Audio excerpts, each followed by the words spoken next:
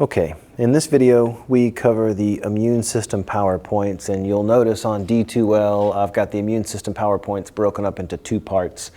In the first part we're going to talk about the innate immune system, and in the second part we talk about the acquired or adaptive immune system. And just to distinguish those two from one another real quick, over here I've actually got the different defenses that we will talk about.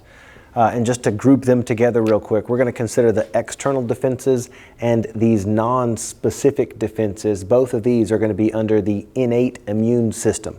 So maybe we can just label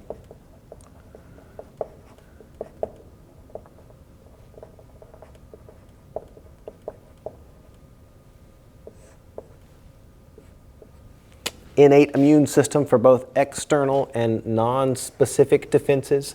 And then when we get over to talk about specific defenses, this is the second PowerPoint where we're going to consider this the adaptive immune system.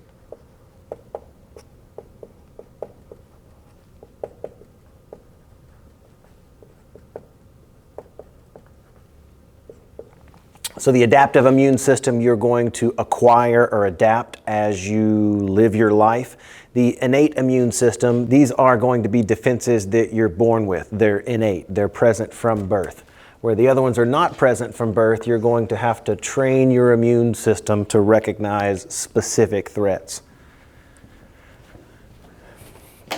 Okay, so that's how we have this broken up into two parts. I'm going to get rid of that real quick just to make some space. Hopefully there's enough room on the board to see this. Last lecture we talked about the lymphatic system, and we mentioned there were different lymphatic organs that we need to distinguish in terms of primary lymphatic organs and secondary lymphatic organs. Primary lymphatic organs are going to be the lymphatic organs that actually produce lymphocytes.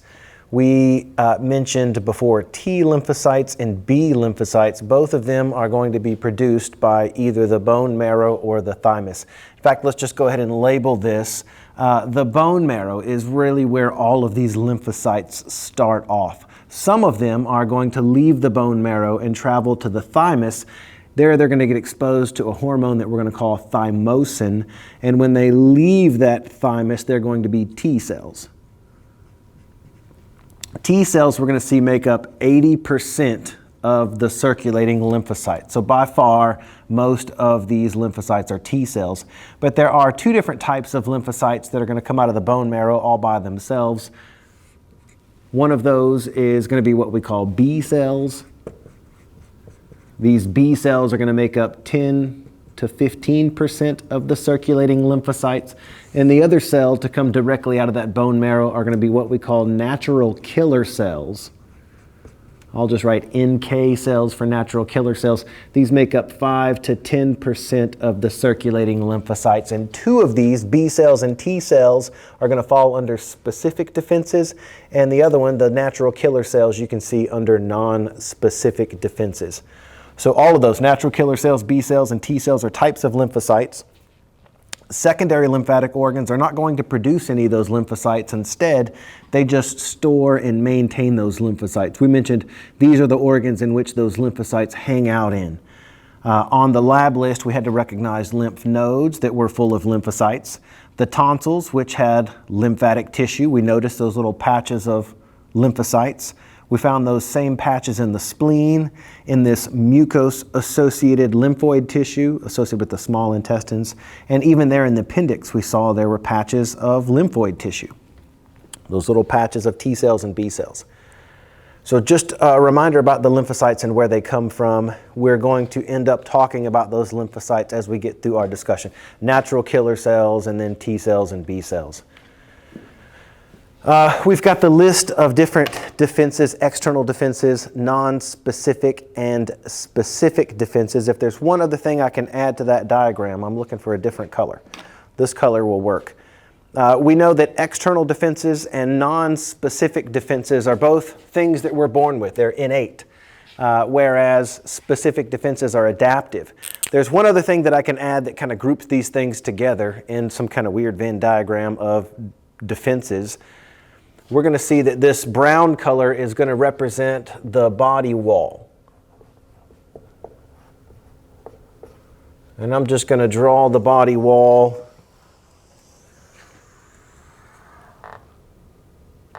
Let's go ahead and close that thing off real quick. So this brown color is going to represent our body wall. Inside the body wall, we have non-specific and specific defenses. And as their name suggests, those external defenses are outside of the body wall. They are the things that prevent these pathogens from ever trying to get a foothold into the body. In some of the textbooks, they still refer to the cells or the body as being a castle. And there were things that are built outside of the castle that prevent people or anything from being able to get into the castle easily. So these external defenses are kind of like those moats that you would find around the outside of a castle that make it difficult to get in. We'll start, when we pull these PowerPoints up, we'll start with external defenses, and then we're going to get into these non-specific defenses and eventually specific defenses. Instead of the castle analogy, I sometimes like to use a more recent analogy, which almost is too recent now, with all the potential violence that happens on campuses nowadays. It's weird to use this classroom as a example here, but it's going to be one that we use, so hopefully that's not triggering or anything. Okay, so like I said, we're going to start with the innate defenses, the external and the non-specific defenses. And we can first off, every time we start with a new system, we want to cover what the functions of that system are. So if we can boil the immune system down to having 3 functions, the first function is going to be defense against pathogens. That seems like the first thing that you think of when you think of the immune system, defense against cells that don't belong. Pathogens are going to be any, again, cell that doesn't belong, bacteria, microbes, fungus. In addition to recognizing cells that don't belong, a second thing that the immune system is going to have to do is it's going to have to survey your own body cells to see whether they are still normal or whether they are becoming abnormal, whether they are infected by a virus or maybe they've turned cancerous. This surveying of your own body cells is what's called immunosurveillance. So there's protection against pathogens, foreign cells, and then there's immunosurveillance of your own body cells to eliminate cells that are no longer normal cells. Then the third function is that the immune system is going to have to tolerate normal body cells. It has to be able to recognize the difference between normal and abnormal. Number 2, it has to take out the abnormal cells. And number 3, it has to be able to not harm the normal body cells. And that is something that is not properly happening in individuals that suffer from autoimmune diseases. Autoimmune diseases like Crohn's disease is one example. These are situations where the body's own immune system has targeted normal body cells and recognizes them as a foreign threat or as an abnormal cell that needs to be removed. And so the immune system is attacking your own normal body cells. So again, these are the cause of all of the different autoimmune diseases, the loss of tolerance. So I mentioned the term pathogen in the previous slide, and that's kind of a blanket term that covers foreign cells that are trying to wreak havoc on normal body cells. And bacteria are going to affect body cells different than viruses. Viruses invade host cells and have to take over the cell's own machinery to make more copies of the virus. A bacteria doesn't do that. A bacteria doesn't take over a host cell and make more copies of a bacteria. Bacteria can replicate on their own. Viruses cannot. Instead, bacteria are going to release enzymes and toxins that can make it difficult for the cell to do its normal function. So it disrupts normal cell activity. How bad it disrupts normal cell activity is measured in virulence. Okay, we've seen this slide before when we were talking about hematopoiesis, and this just goes through how blood cells are formed. At the beginning, we've got the stem blood cell. We went through the formation of red blood cells, the formation of platelets, and then the formation of different white blood cells. There's one in particular that we mentioned in today's lecture, and it's those white blood cells that we called lymphocytes.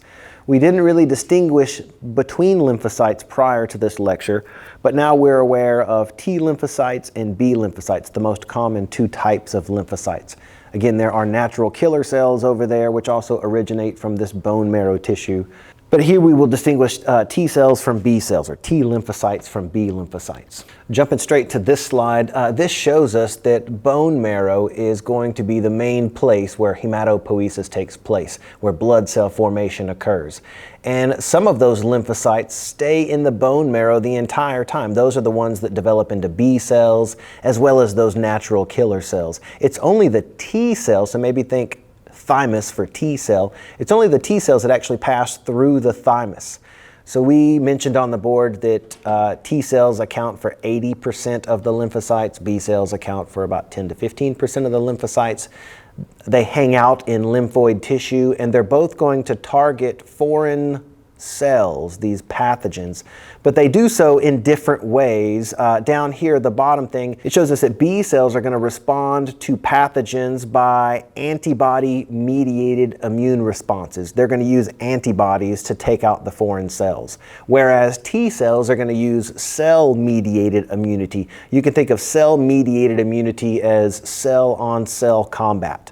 There are more T cells than there are B cells, so it makes sense that T cells can do direct cell-on-cell combat. B cells, there are fewer of them, and they don't really ever engage in cell-on-cell combat. They sit over on the sidelines and instead produce these antibodies that they send out into the bloodstream. So maybe B cells think antibodies for B cells. Another distinction is that the antibodies produced by these B cells are going to respond to free existing microbes, protists, bacteria and toxins, as well as some viruses, but mainly microbes and bacteria, whereas T cells are going to respond to viral infected cells and cancer cells. These are doing more of this immunosurveillance and are taking out body cells that have become abnormal or infected by some type of virus. Again, B cells think bacteria. T cells, that's maybe closer to the V for virus, so viral infected cells or cancer cells. And jumping back to this slide, it shows us the thymus sits right on top of the heart, even though the heart's not shown on this diagram. There are models in lab that show that thymus gland sitting right on top of the heart. And one stat that I find kind of amazing actually is that when we're thinking of the thymus, we know that all of the T cells are produced there, and T cells are the most common of the lymphocytes. What's kind of crazy is if we think about the thymus and we separate the percent thymus that you have compared to your age, it turns out before, we'll say before age 8, you have 100% of your thymus. So before age 8, the thymus is fully there. It's producing a bunch of these T cells, and T cells are going to be training your immune system. But after age 8, the thymus is going to start to decrease. And by the time you are at age 20, the thymus has gone all the way down to about 80% of its original size. And even more drastically, by the time that you're age 40, the thymus has gone down to about 5% of its original size. So it's present early in life, and its job there early in life is to train the immune system. It's not there later in life. Okay, so again, what that thymus is doing is training these T cells. T cells do this cell-mediated immunity, cell-on-cell combat. They take out cancer-infected cells and viral-infected cells, abnormal body cells. B cells are taking out bacteria, microbes, cells that are not normal. They're not body cells at all. Okay, so now that we've talked about where B cells and T cells come from, let's go back to this map, which is, you'll notice the same map that we have drawn on the far side of the board. We have in the first box the innate immune defenses, and we've grouped those over there on the board as the external defenses. I just didn't list them all here on the slide, and the non-specific defenses that did get listed here on this slide. And we've separated those from the adaptive immunity, the specific responses that you're not born with. You're going to have to train your immune system to develop these. So over here we've got the B cells and the T cells. T cells doing cell-mediated immunity, B cells doing the production of antibodies. Antibodies flow through the plasma. We talked about our composition of the blood. 55% of it was plasma. Some of the plasma were plasma proteins, and some of those plasma proteins were antibodies. The The fact that antibodies are flowing through that plasma is what groups them into humoral immunity. This is fluid immunity or antibody-mediated immunity. Different ways of saying the same thing. So let's start here with the external defenses and list those. We have on the board over here, the first one that I can barely reach, our first external defense is the skin. And all of these that we list here are going to be, you can think of them as the moat that is trying to prevent pathogens from getting into the cell. Or maybe to use our campus analogy, if there were gates around this campus, that would be an example of the skin, a physical barrier that makes it difficult to get in. We don't have a gate around here, so in our campus analogy, we're missing that physical barrier. The body obviously has the physical barrier in the presence of the skin. In some of the integument models we looked at, we noticed that some of the living cells in the integument, there were 4, keratinocytes, melanocytes, Merkel cells, which were the touch receptors, and then these Langerhans cells or dendritic cells. They've got a bunch of these little projections that stick out. And what these cells do is they capture any of the bacteria that happen to land on the surface of the body, and they engulf those bacteria cells, and then they take any of the surface proteins that were on that bacteria and they proudly display it on their own surface. In fact, if we can get a better picture of one of those Langerhans cells, this is what it looks like. You can see all these spiky projections, and some of them have these little proteins embedded on the surface. It's kind of difficult at this zoomed out magnification to see proteins embedded on the surface, but these cells end up being kind of like a trophy room. It kind of reminds me, my dad and my uncle, they have these trophy rooms where they proudly display the antlers of animals that they have killed in the past. And it reminds me of these antigen presenting cells. They basically have hunted foreign cells that have ended up on the body, and they keep the surface proteins and they proudly display them on the surface. We said this was a cell that was part of the immune system, and it doesn't actually do an immune response in the sense that it doesn't produce antibodies, it doesn't do cell-on-cell combat, but what it really acts as is it acts as a database, it acts as a reservoir of information. In particular, the information that it's holding is what types of pathogens are in the environment. Here's an analogy that there's a field out here. I know you can't see it on the camera, but there's a field behind me, and we might wonder what kind of mammals are present out there in the field. We're here in Williamson County, so we could set a couple mammal traps or just sit out there with some lawn chairs tonight and just see what mammals we see. We're probably not going to see that very many mammals, and it's going to take us all night to sit out there. A better way, maybe a more effective way of doing that would be if they had a mammal museum here in Williamson County that we could just go to, and we could spend an hour in that mammal museum, and we could look at all the mammals that have been collected in Williamson County over the past several decades. That would be much more effective for us to learn what mammals are out here in Williamson County than just sitting out there and getting a sample of what is out there right now. The reason I'm saying that is that when the immune system comes to survey what's in the environment, they could, like we talked about, sit out there and just see what's present in the bloodstream right now, or it could consult these antigen presenting cells that have over time collected surface proteins from different pathogens and again proudly displays them like a little trophy room. So we call these dendritic cells antigen presenting cells. They're part of the immune system, acting more as a reference, a database, than actually inflicting some type of response. There's a picture of a detailed one.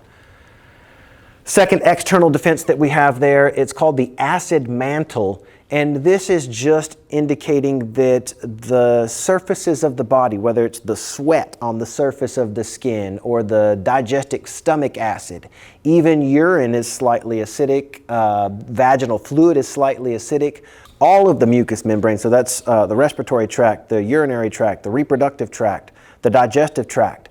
It's all lined in a slightly acidic fluid, which makes it difficult for bacteria and pathogens to thrive in an acidic environment. So we consider this the acid mantle. And another part of that acid mantle is the fact that some of those cells, this is a slide of the trachea, some of those cells in the mucous membrane are producing an antimicrobial protein called defensins. Again, it just prevents bacteria from being able to grow easily in these environments. Another antimicrobial protein that we can consider are lysosomes. These we know are digestive enzymes that are found in the saliva, so they can also help break down bacteria cells that don't belong. We can also include normal bacteria. We had in a previous discussion talked about gut bacteria in the colon and how some of those gut bacteria are beneficial to have, and they keep the non-beneficial, the unfriendly bacteria in small populations. You have the same thing with surface bacteria. Some of that surface bacteria is beneficial and actually prevents the unfriendly bacteria from being able to get a foothold. So normal bacteria are an external defense. One of our last couple of defenses that we'll mention, there is mucus that's produced. You find this lining the respiratory tract, and the job of that mucus is to trap debris. And after that debris is trapped, it has to be expelled out. So you can see we've grouped mucus and mucus escalator together. That mucus escalator, if I can go back to this slide, you can see along the trachea there's the cilia, so the trachea and the primary bronchi are aligned in the cilia that beat in a uniformed direction.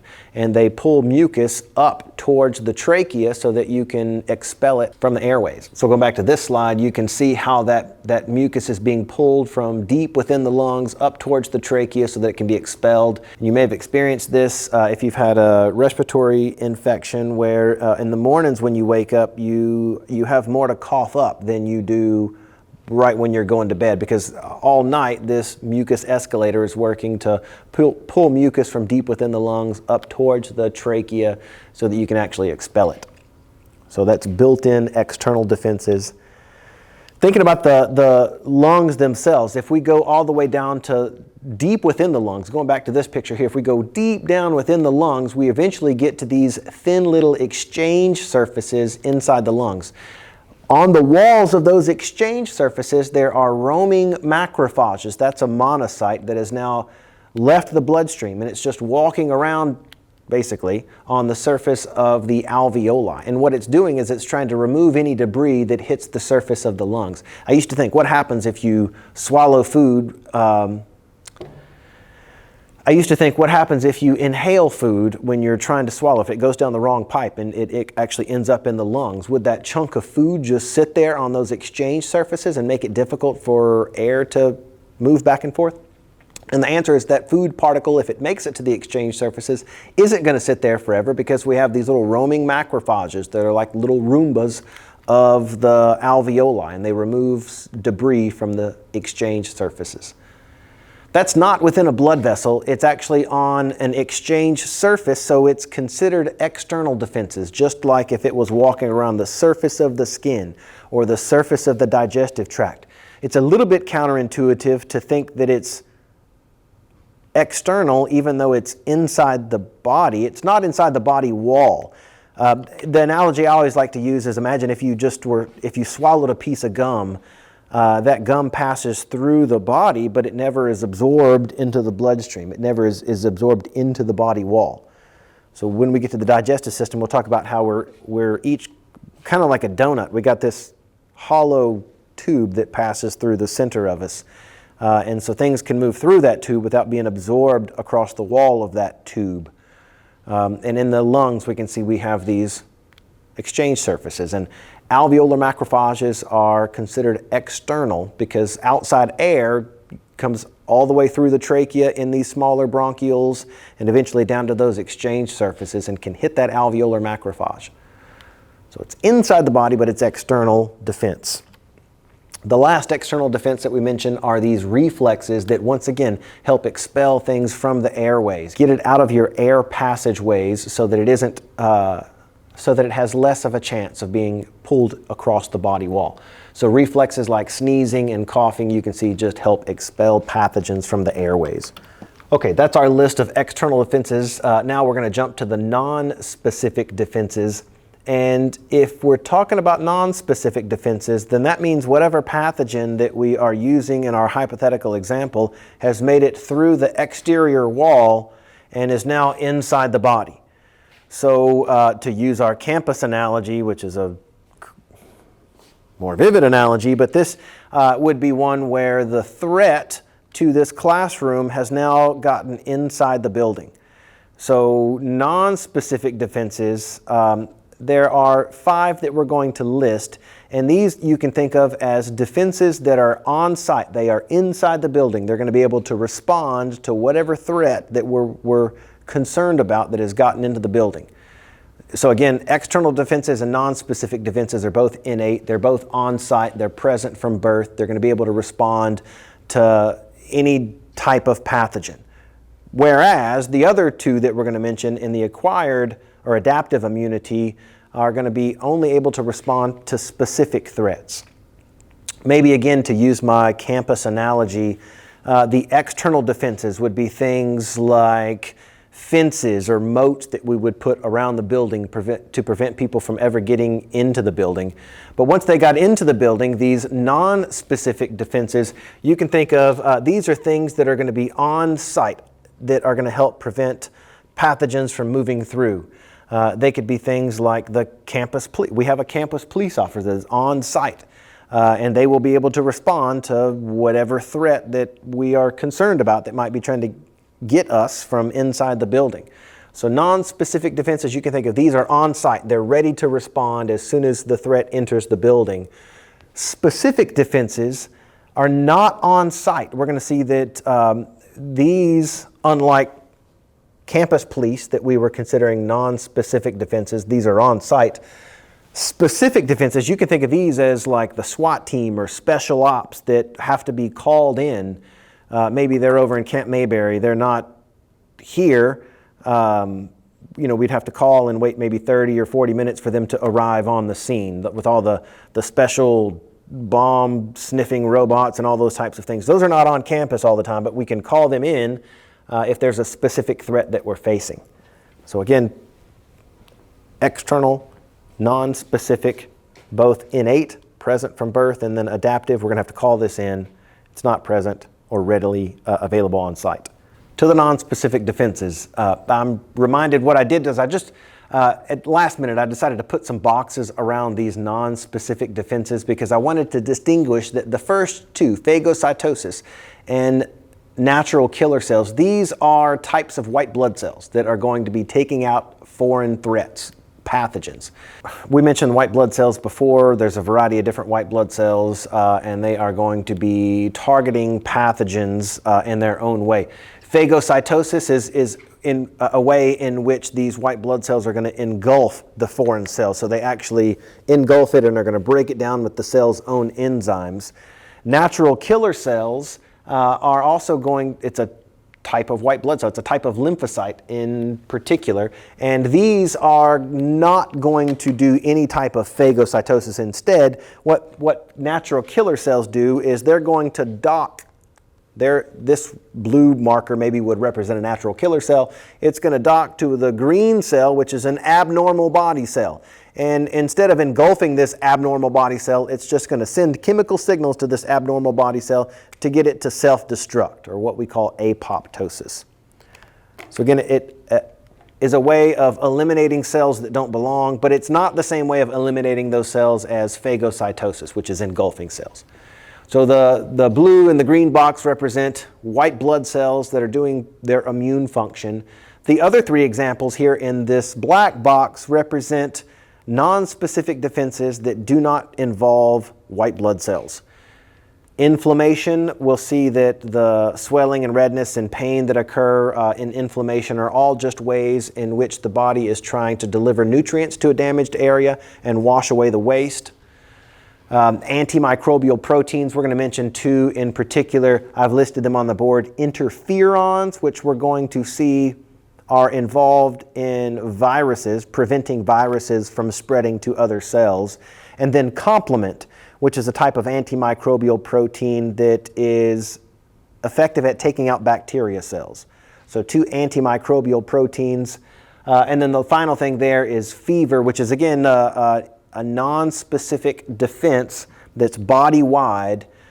It's not carried out by a specific white blood cell.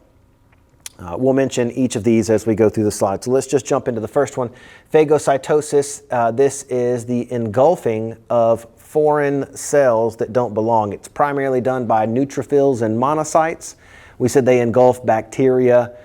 Some of those monocytes that engulf the bacteria, kind of like my dad and uncle do, they will proudly display the antigens of that bacteria that they engulfed on their own surface.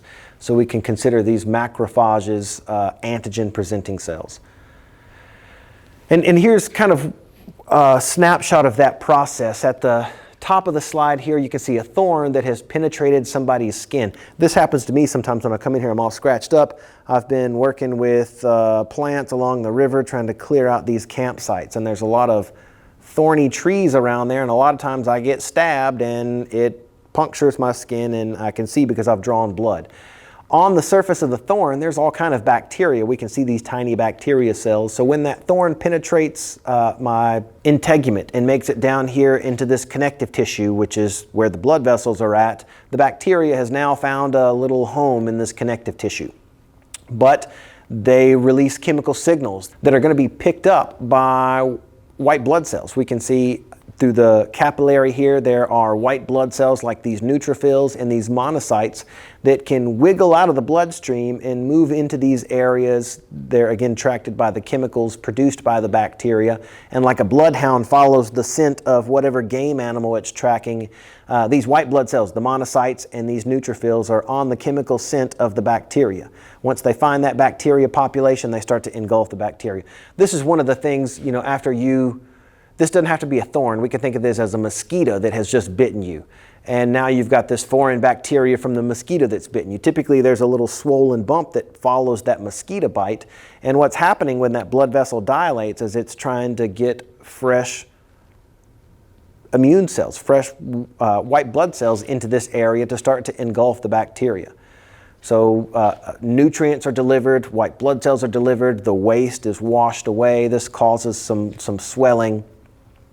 The other thing that we see in this slide is this process by which white blood cells are wiggling out of the capillary bed.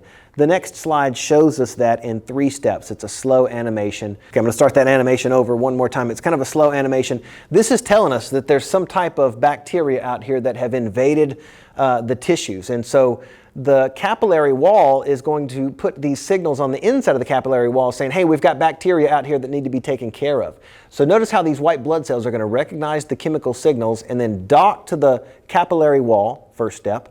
Second step is they change shape. Here's where they change shape and wiggle through the capillary wall. And now they're outside of the capillary. Like a bloodhound, they're going to follow that chemical scent of the bacteria. So once again, this is marginization, the attachment of the white blood cell to the capillary wall. Diapedesis is when it squeezes through the capillary wall. And then chemotaxis is when it follows that chemical scent of the bacteria. Here it is again. Marginization is when that white blood cell adheres to the wall of the capillary. We can see diapedesis right here. I think it's windy outside, which is why that's shaking so bad. Diapedesis, white blood cells squeezing through that capillary wall. And then chemotaxis is when they're following that chemical scent to the bacteria. Here it is in words, basically. Marginization, we can see sticking to that endothelial wall of the capillary. Diapedesis is when it changes shape and wiggles through the wall of the capillary, exits that capillary. And then chemotaxis is when that white blood cell is attracted to the chemical scents by the pathogens.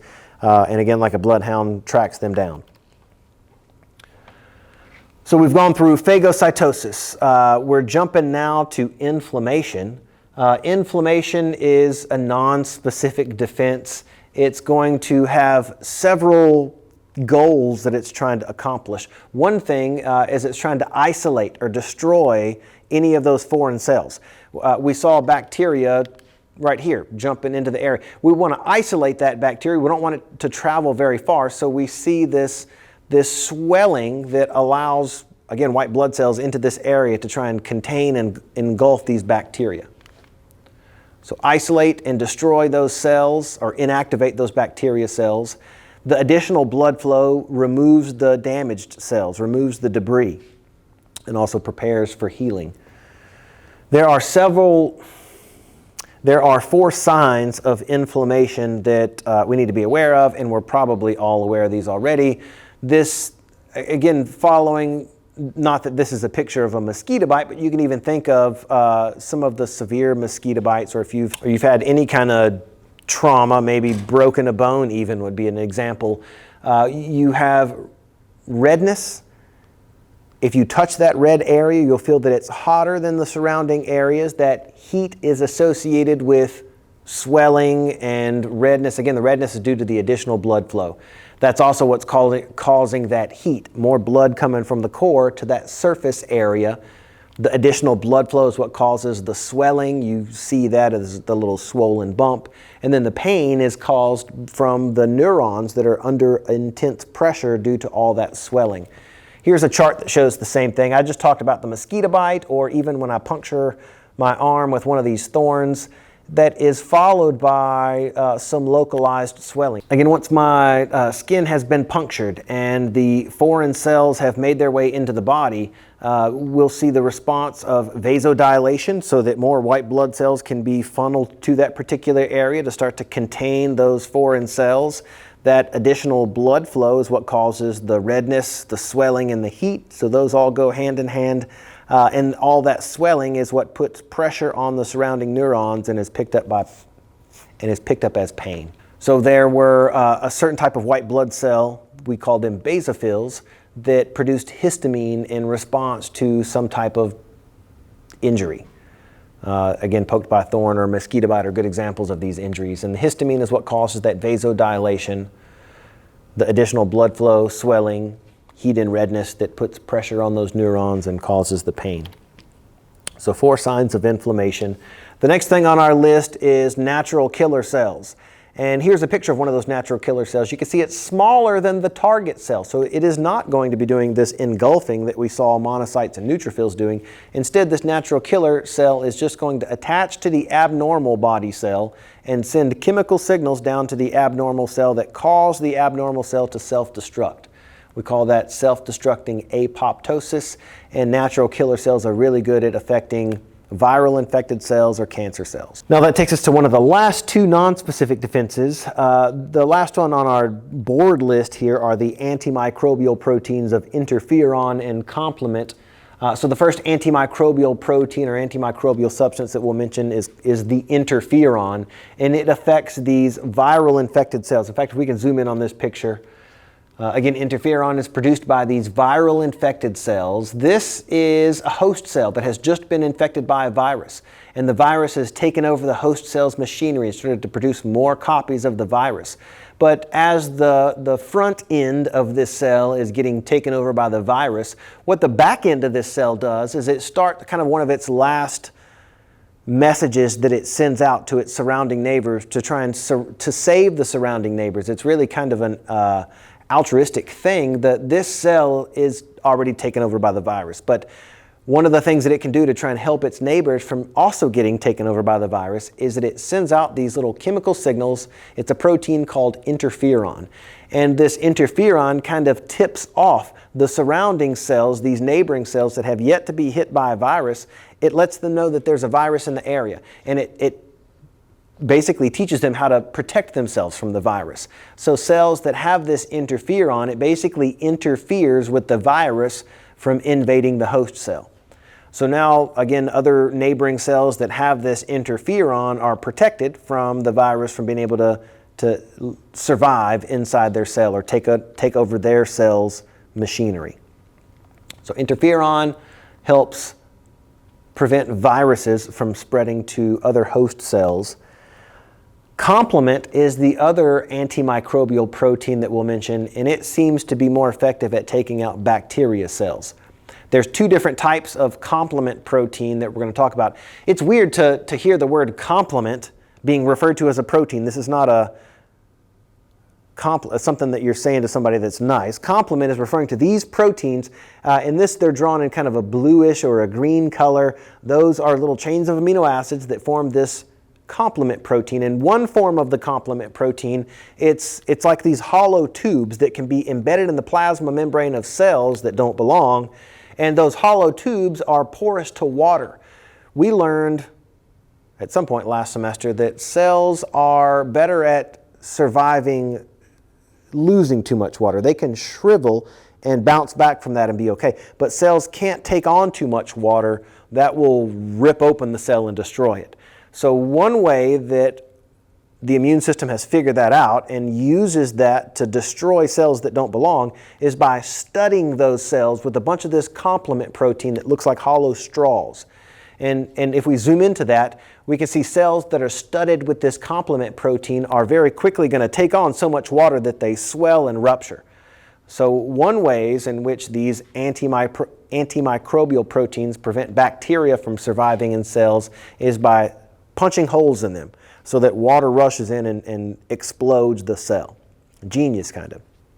The other protein that we're going to mention is this protein called an opsonin. There it is. It's a little, kind of looks like a home plate.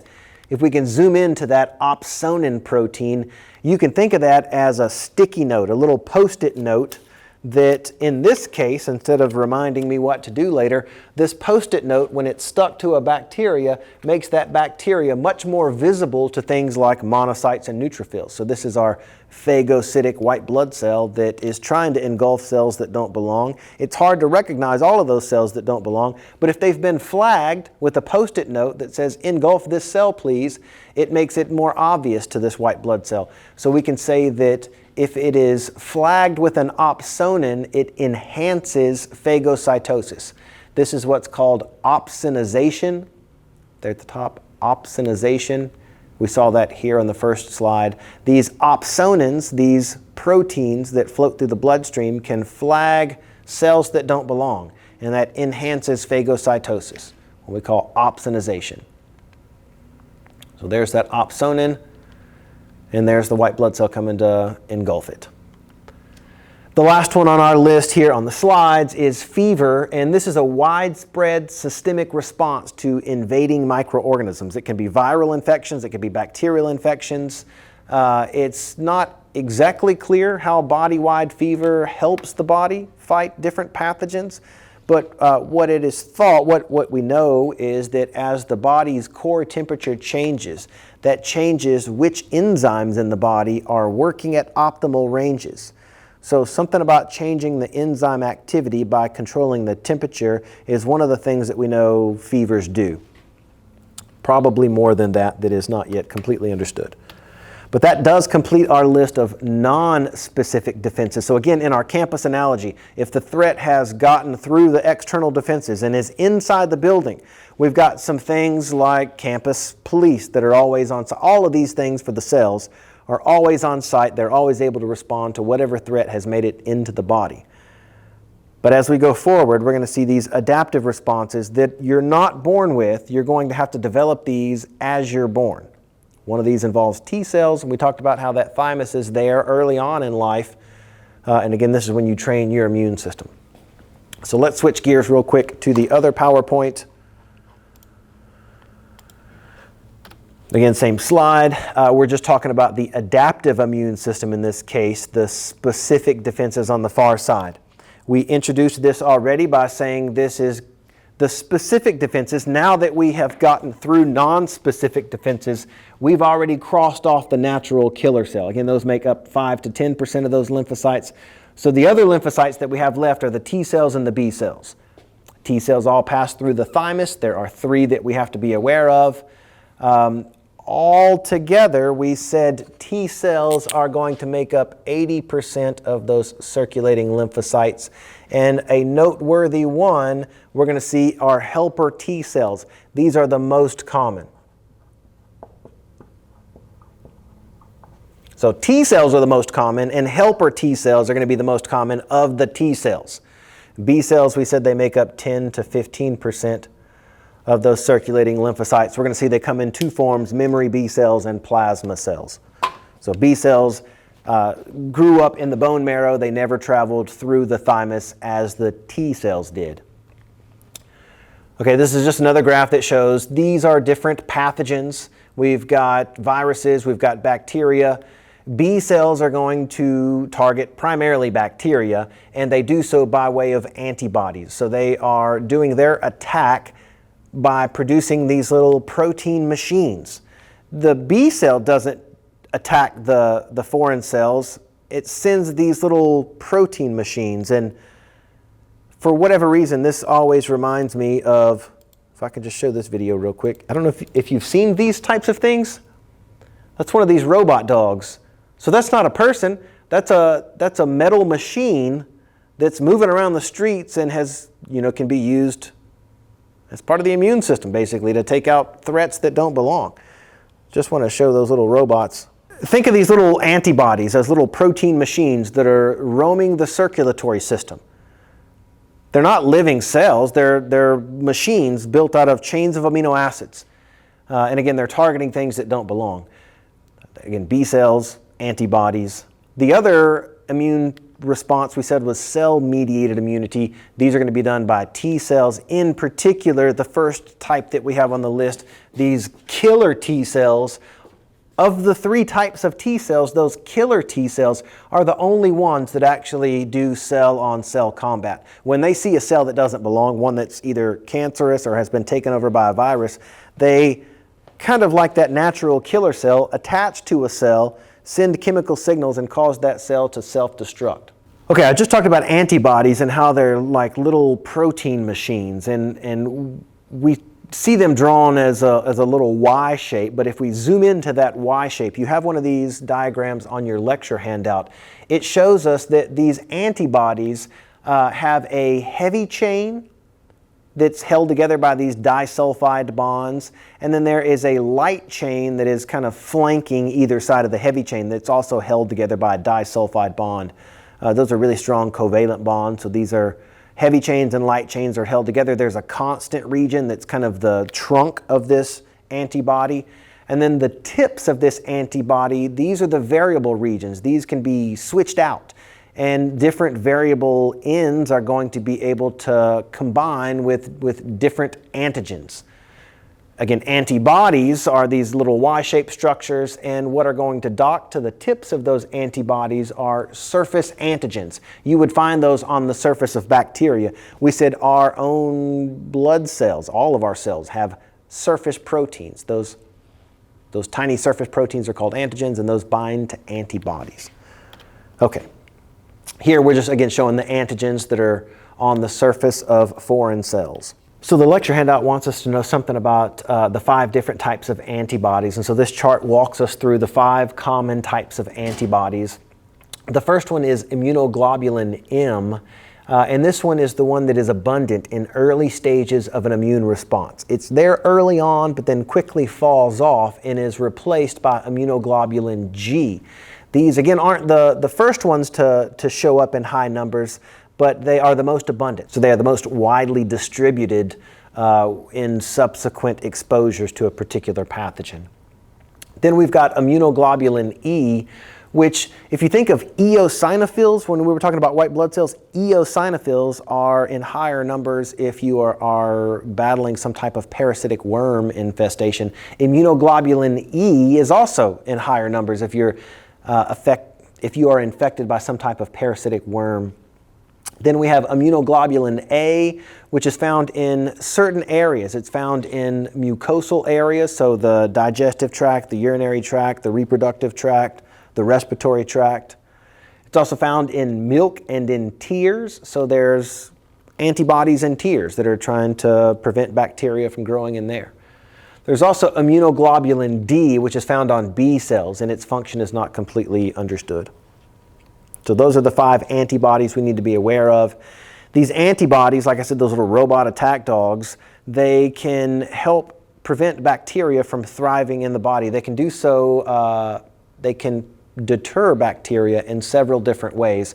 The first picture that we see up here is probably the only way that these antibodies have deterred bacteria in a novel way. That is that they can lock these bacteria cells in a lattice work of antibodies. This clumping together of bacteria cells is what we call agglutination.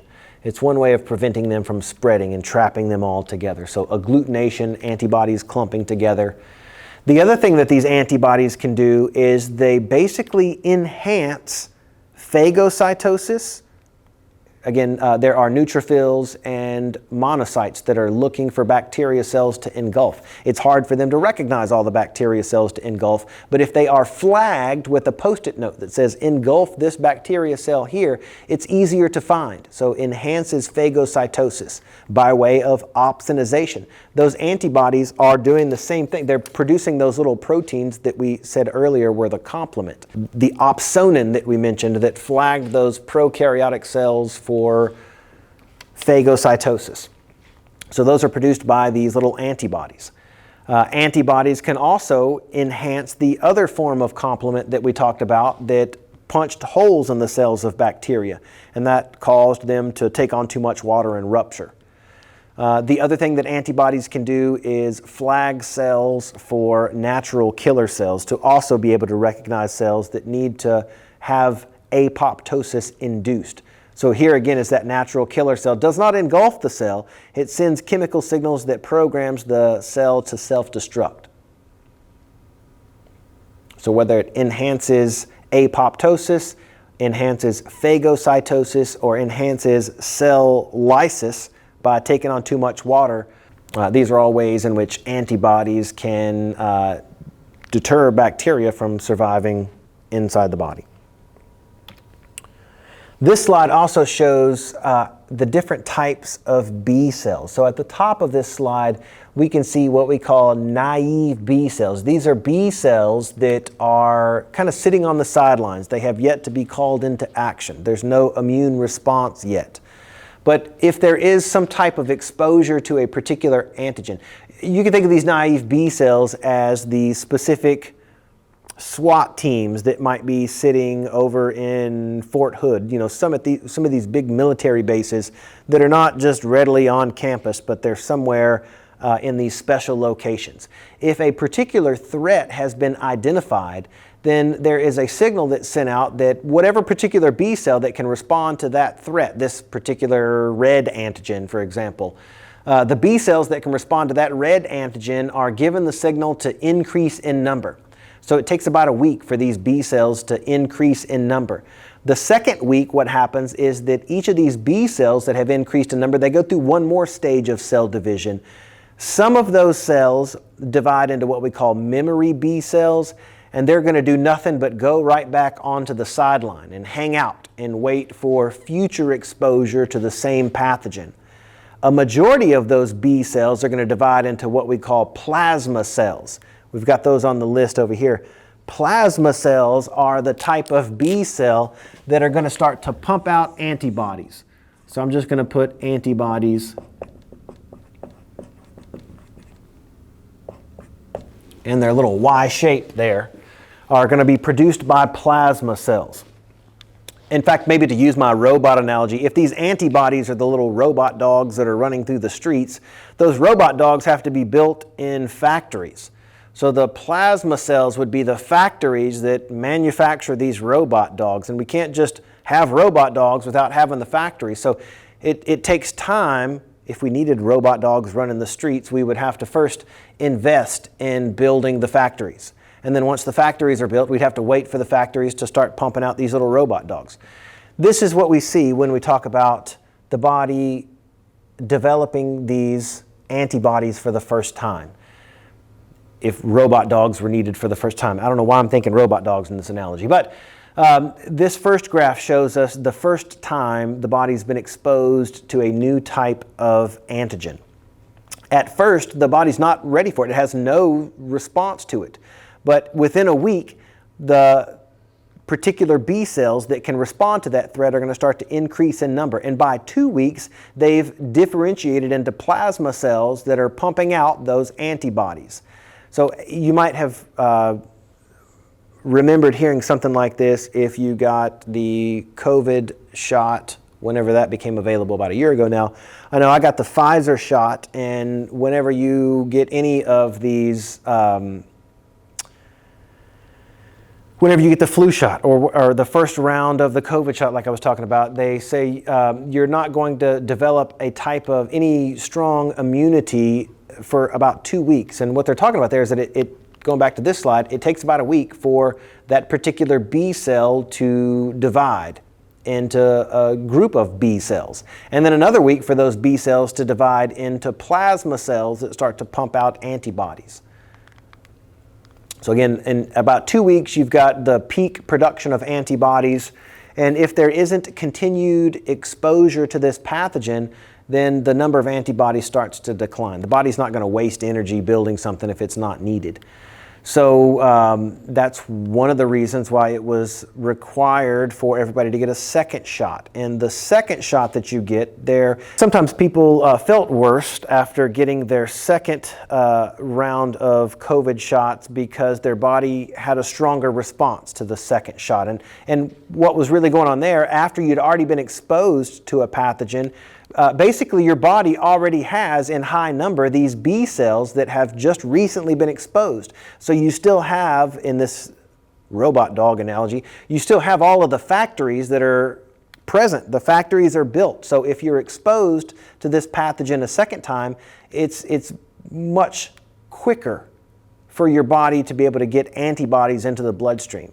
And the plasma cells are already there pumping out these antibodies. So within a week, we see antibodies in the bloodstream, even in higher numbers than they were before because we've got more factories that are built.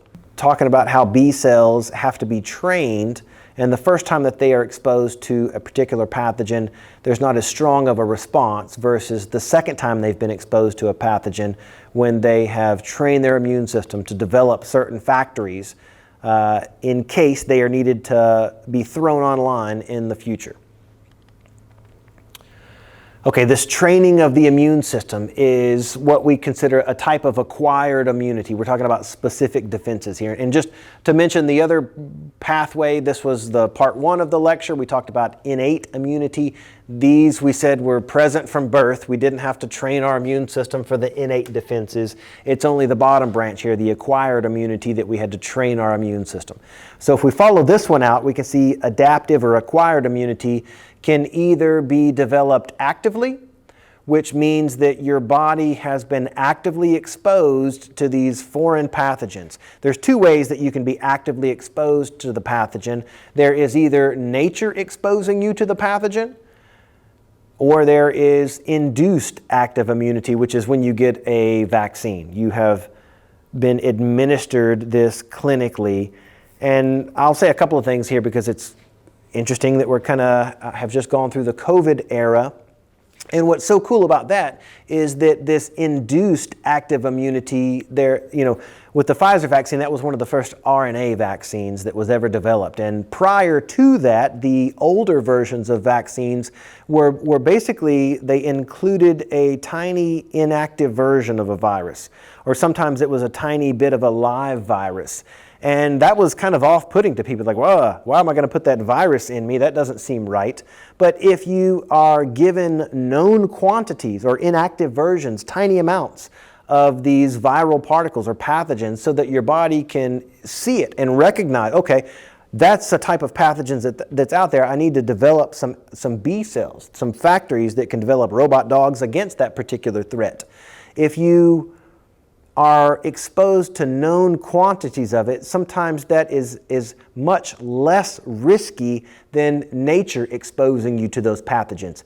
Again, if you are exposed to the pathogens and it's nature doling it out, the nature doesn't really care about the quantity. Sometimes you are given so much of exposed to so much of it that it is fatal, which was what was scary about the COVID thing. I know, sharing my personal experience, I was in the age group that we were not the first ones that were able to get the vaccine. So I had to survive through like the first summer or several months before I was even eligible for the vaccine. And I caught COVID before I was eligible for the vaccine. And that was kind of scary because nature had exposed me to that. And I didn't know, is this going to be something that I can survive or not? Because it was kind of scary.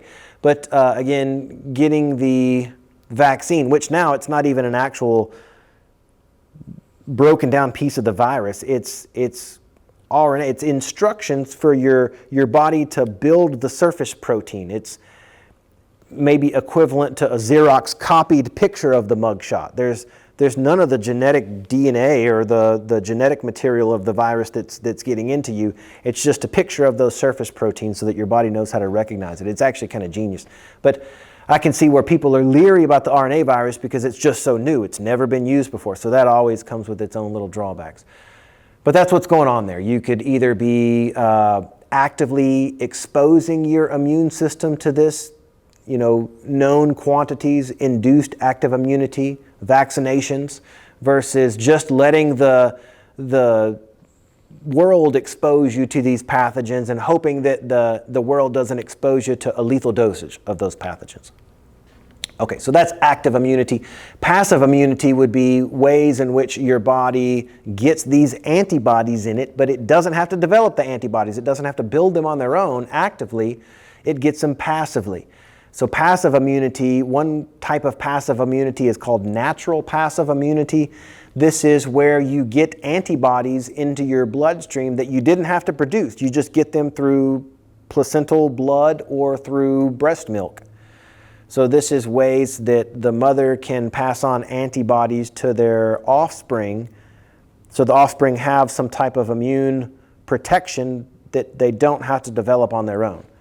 So natural passive immunity, induced passive immunity, like this.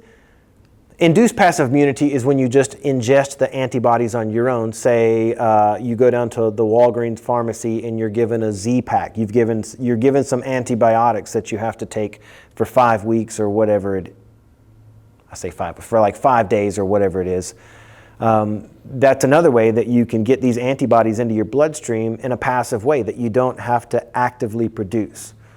So passive immunity, you get these antibodies either through breast milk or through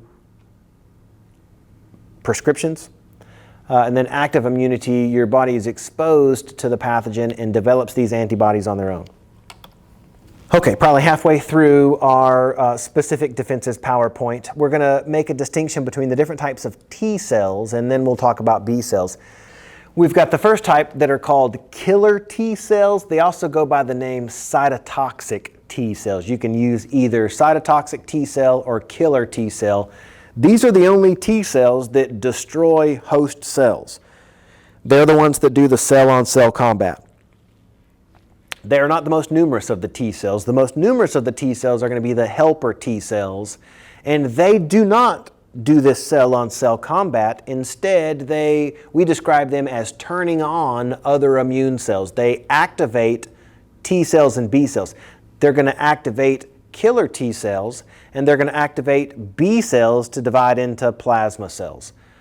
I can sometimes think of these helper T cells as the hype men, or they're the cheerleaders. They're the things that get the immune system all fired up.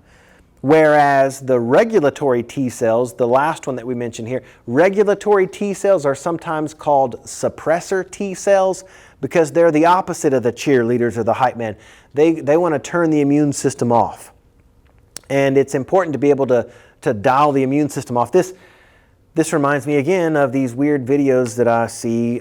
Sometimes if you've ever seen those police cam videos where they have attack dogs that are attacking people, and the police cam footage is revealing that the cops are not always able to call those attack dogs off. And there's some videos that I remember seeing where these dogs are just mauling people, and the people are like, get him off, and the cops are trying to get the dog off, but they just can't get the dog off, and the dog's just mauling the people. That weird analogy that I'm using would be a case where the helper T cells have fired up the immune system. So these killer T cells are just mauling the pathogen or whatever it may be. It's the job of these suppressor T cells to pull that attack dog off, to stop the attack. So again, it's important to be able to activate the immune system to get them to attack a threat, but it is equally important to get them to stop attacking a threat, which is the job of the suppressor T cells. Okay, now that we've said that, let's look at a host cell that has just been infected by a virus. You can see the viral particle starts to divide inside the host cell. One of the things these host cells do after they've been taken over by a virus, they will display some of the viral proteins on their own cell surface. It's kind of like that trophy room that I mentioned, where these cells are displaying the surface antigens of the particles that they've engulfed. You've seen a picture like this before of the coronavirus, where this host cell is now displaying all of these surface proteins, indicating that it's been taken over by a virus. Those little surface proteins are anchored to a protein that we're going to call a Mhc protein. Again, an antigen is a surface protein. This particular type of protein, the blue one, we'll call it a class 1 Mhc protein.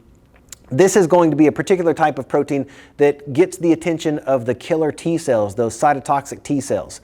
They come in, again, these cytotoxic T cells are the ones that take out viral infected cells. So once they have seen a cell has been infected by a virus, they attach to that cell and then send chemicals down to that cell that cause it to self-destruct. They don't engulf the cell, they induce apoptosis. So that's a killer T cell that has induced apoptosis. What it binds to is a little surface protein that we're going to call a class 1 Mhc protein. Here's that Mhc protein. It stands for Major Histocompatibility Complex. This blue one is what we call the class 1 Mhc protein. You can see it's drawn in a little blue color here, but the thing that I mentioned is that it is the type of Mhc protein that is recognized by killer T cells. If you notice, that killer T cell has this little blue arm. It's called a co-receptor. In particular, it's the CD8 co-receptor. It is just like a little stabilizing arm that helps the cytotoxic T cell bind to the invaded host cell. These class 1 Mhc proteins are going to be found on all nucleated cells of the body. So all cells have these. If any one of the body cells are taken over by a virus, they can indicate that they are taken over by a virus by displaying that viral antigen on the class 1 Mhc protein. There's another type of Mhc protein that we need to know called a class 2 Mhc protein, and it's not found on all the cells. It's only found on certain ones. It's found on those antigen-presenting cells and on the B cells. Antigen-presenting cells were the macrophages and the dendritic cells. Again, these were pictures of those dendritic cells and those macrophages. Their job was to pick up foreign cells and then proudly display the foreign surface antigens on their own surface. So if we go back to this close-up picture of a dendritic cell, it's also displaying surface antigens from a foreign pathogen. And if it's displaying one, that it's been taken over by some type of foreign pathogen or anything like that, we don't want the killer T cells to come over and destroy this cell. This is a dendritic cell. We want to keep this cell. So these particular cells, like we said, the dendritic cells and the macrophages have a class 2 Mhc protein. So this is not going to attract killer T cells. Instead, it's going to attract these helper T cells. We said helper T cells are the most common. They're not going to do cell-on-cell combat. Instead, what these helper T cells do, we said they're the cheerleaders. They're going to activate the other cells. They're going to activate killer T cells, and they're going to activate B cells. Here is a picture of what's going on. Here are those dendritic cells, these macrophages or these dendritic cells that have engulfed bacteria. They are then going to destroy the bacteria, but then proudly display those antigens that were on the bacteria on their own surface. But you can see how it displays each of those foreign antigens on a class 2 Mhc protein. That class 2 Mhc protein is going to be read by the helper T cells. Here's what those helper T cells are doing. Again, these are the most numerous, so we've got a bunch of helper T cells. They talk to the antigen-presenting cells. In my analogy of us going to some type of local mammal museum to see what mammals have been collected in the past decades here in Williamson County, these are the helper T cells. The dendritic cell would be the mammal museum, and they're basically consulting this repository of information to see what types of antigens have been in the environment recently. And then these T cells, these helper T cells, as they learn about what antigens are in the environment, they can convey that information to other helper T cells.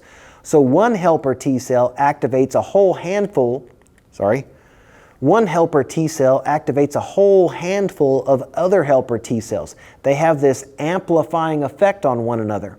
Then each of these helper T cells, not only can they activate other helper T cells, they eventually go down and they find B cells. And they show these B cells these unique antigens that they have learned about in the environment. And that's what triggers these B cells to divide into either plasma cells or memory cells.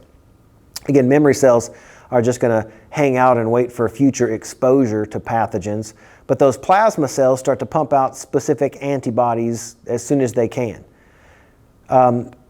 Here, again, we have a B cell that is being activated by a T cell, a helper T cell, showing it an antigen.